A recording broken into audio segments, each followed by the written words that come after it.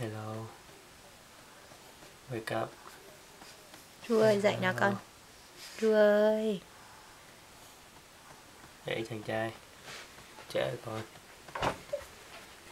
Dậy tắm. Ăn rồi ngủ tiếp. Ru ơi. Ai gọi mình đấy? Dậy con trễ rồi. Con đang ngủ bắt dậy.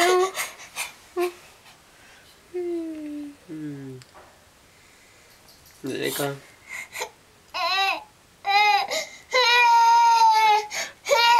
Hai bố con ngủ tiếp à? Không. Dậy rồi.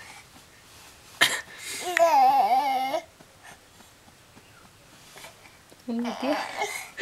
Đang ngủ ngon. Nó chỉ cứu quá. Dậy đi con. Trễ rồi.